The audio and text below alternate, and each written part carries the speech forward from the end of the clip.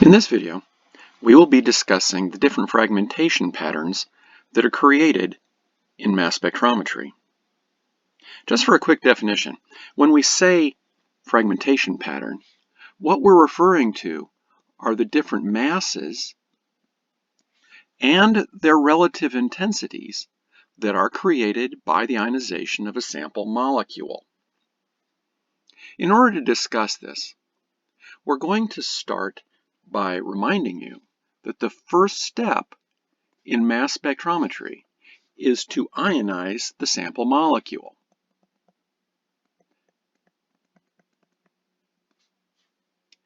One of the most typical methods of sample ionization is the process of electron impact. So if you bombard a molecule with a fast-moving or near-relativistic electron, that will induce the injection of an electron from the molecule, creating a radical cation. This is still the removal of an electron from the molecule. So it requires a certain amount of internal energy to ionize that molecule. When you pull the electron from that molecule, you form that molecule in a state that has a large amount of internal energy, vibrational energy. I'm going to designate that with an asterisk, just to remind you that when the molecule is ionized, it will be formed with a large amount of internal energy. The ionization allows the molecule to be detected in the mass spectrum. The fragment ions that are formed when you have that internal energy in the molecule. It's possible that that molecule will fragment. A bond will break, and you will form a fragment ion and some neutral loss that will not be detected in the mass spectrum. You can consider this to be a reaction, specifically a decomposition reaction in which the sample molecule will fall apart to make a fragment ion as a product. This molecule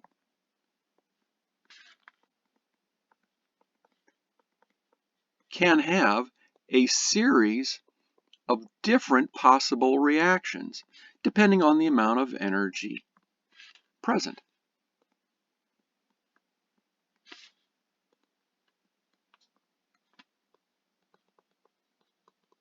So it could follow reaction number 1, it could follow reaction number 2, or perhaps a reaction number 3. And that might cause the formation of different ions that are detected in the mass spectrum.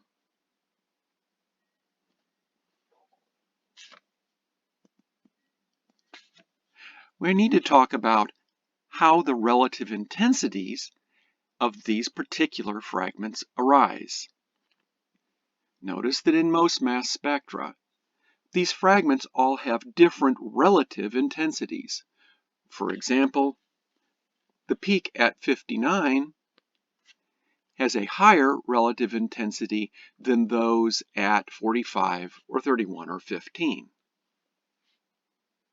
These relative intensities come about because of different energies and kinetics.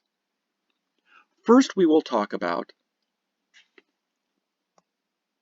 a typical decomposition reaction, forming a product, ion and neutral. This is simply a unimolecular decomposition reaction. And as we remember, all decomposition reactions have to be endothermic. You've got to put energy in to break that bond. So we're going to go from the molecule to the product,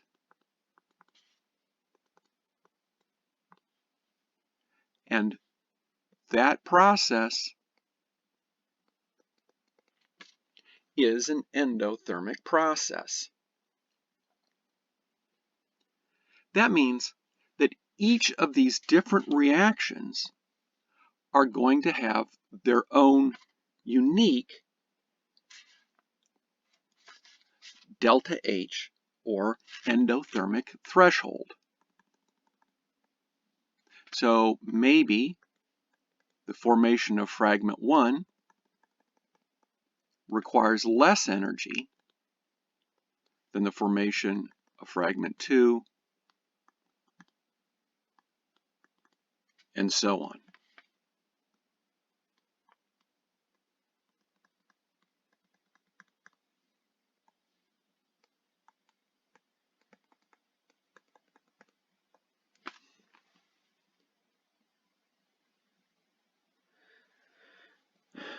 The delta H of that reaction is going to be proportional to a minimum energy required to achieve the formation of that fragment. For example, if we only have this much energy in our molecule, we would not be able to access the formation of fragment 2 or fragment 3. We would only be able to access the formation of fragment 1 following ionization. That means that the delta H of these reactions is proportional to some minimum threshold energy.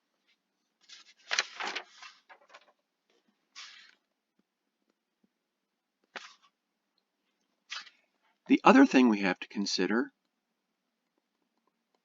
is the rate of these reactions. If we remember anything about a unimolecular or any reaction, the rate is going to be controlled by a rate constant. In this particular case,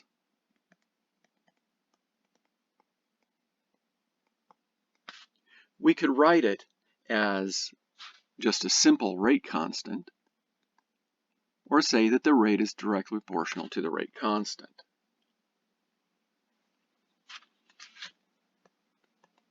If we remember, K is directly proportional to the temperature, and that really means energy.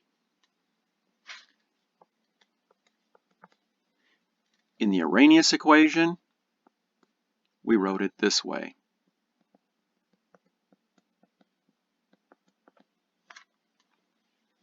Where A is the frequency factor.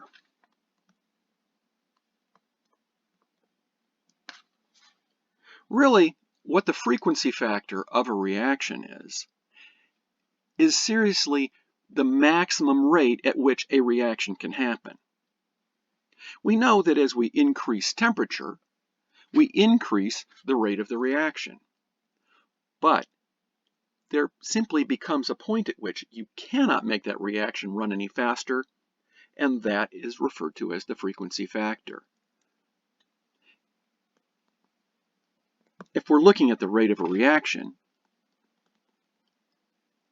as a function of energy, then you really have to get to some minimum threshold energy before the reaction can even start. And from there, as you increase the energy, the rate of the reaction goes up. But it's going to asymptotically approach a maximum rate, which is the frequency factor.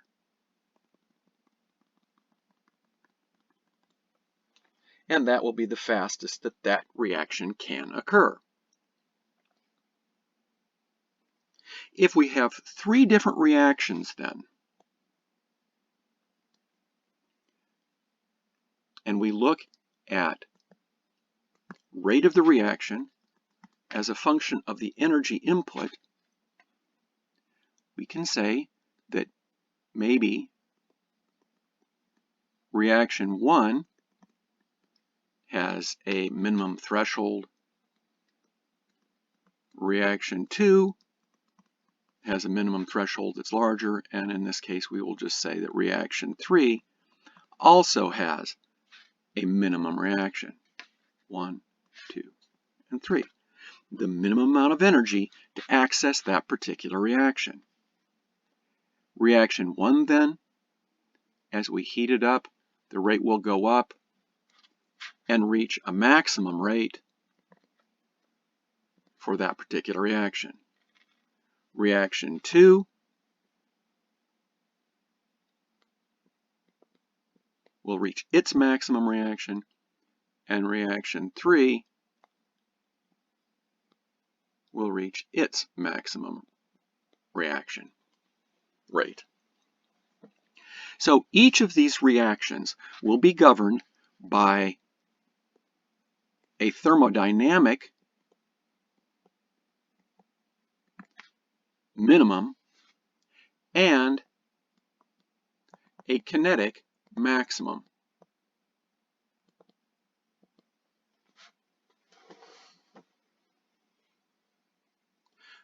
These are all constants for those particular molecules.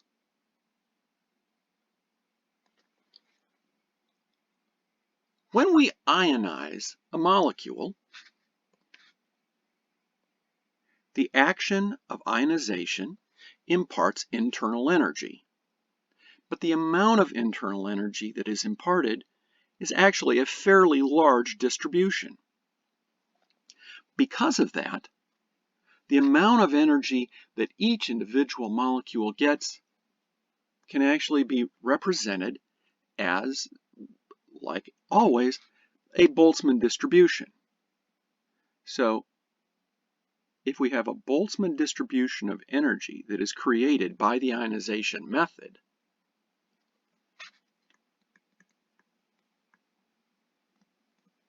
then we would expect the population of ions, some of them to have low energy, and some of them to have high energy. That energy distribution means that some of the molecules will actually have enough energy to access even the highest energy threshold. Some of them, most of them, will not. In this particular case then,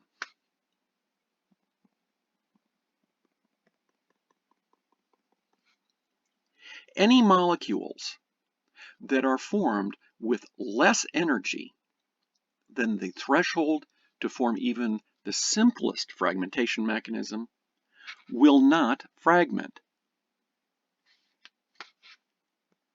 Anything greater than the ionization energy and less than the first fragmentation will therefore show up as the molecular ion. It is ionized, but it is not going to fragment because it simply doesn't have enough energy. Therefore, this area of the graph of the internal energy distribution will be seen in the mass spectrum as the molecular ion. At the point at which we have enough energy to access reaction 1, reaction 1 will be forming products. Those products will be made faster up until the kinetic rate of reaction 2 becomes faster than that of reaction 1.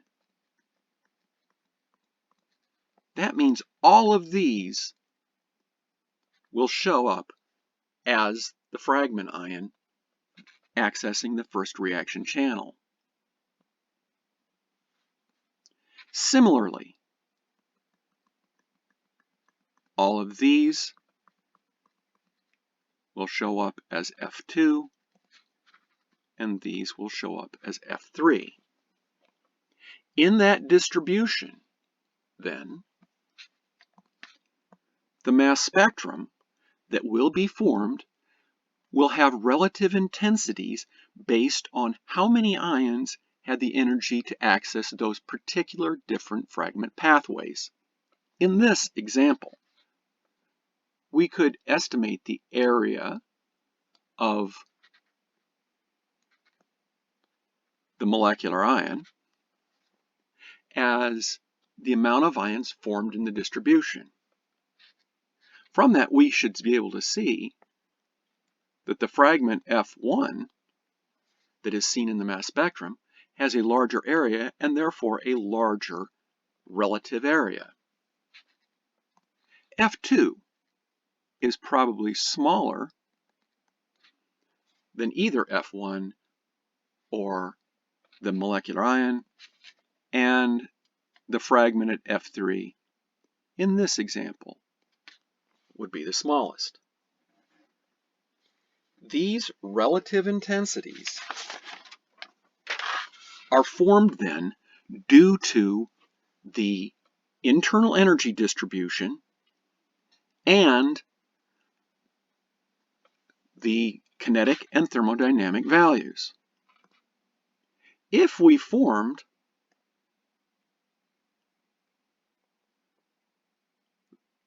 the molecules under a different ionization method, we'll say one that imparted less internal energy,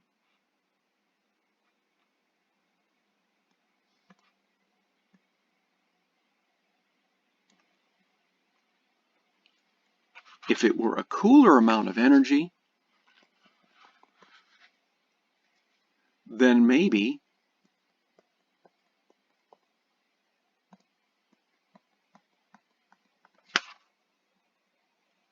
all you'd see would be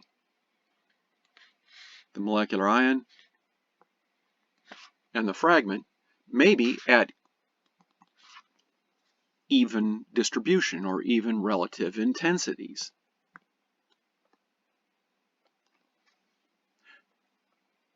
Summarizing this, as you change the internal energy of the molecule, you change the relative distribution and therefore relative intensities of the fragment ions seen in the mass spectrum.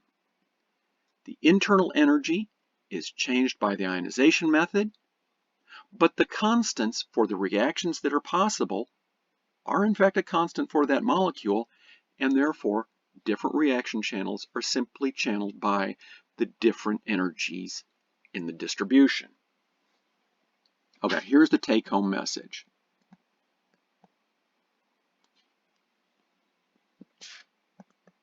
One, the relative intensities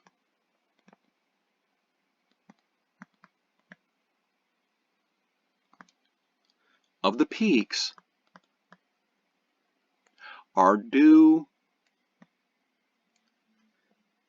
to reaction constants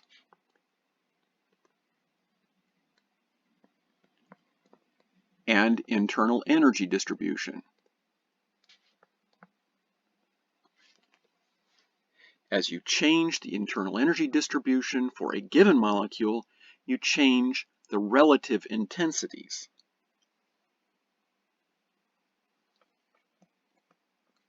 That would mean that if the ionization method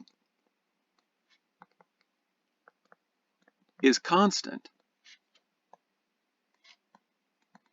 the relative intensities and masses of the fragments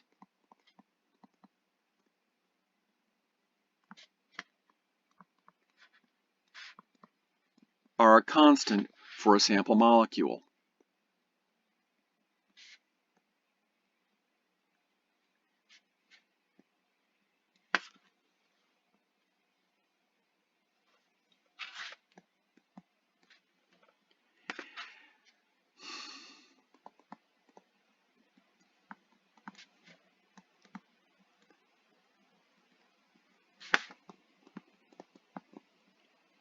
This gives rise to probably one of the most powerful methods of qualitative analysis.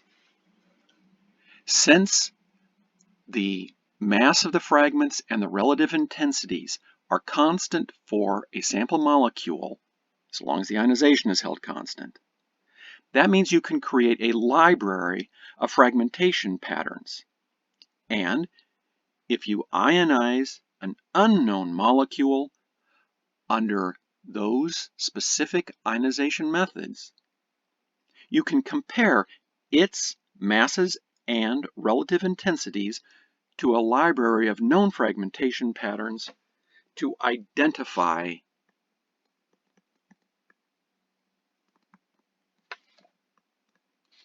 an unknown sample molecule.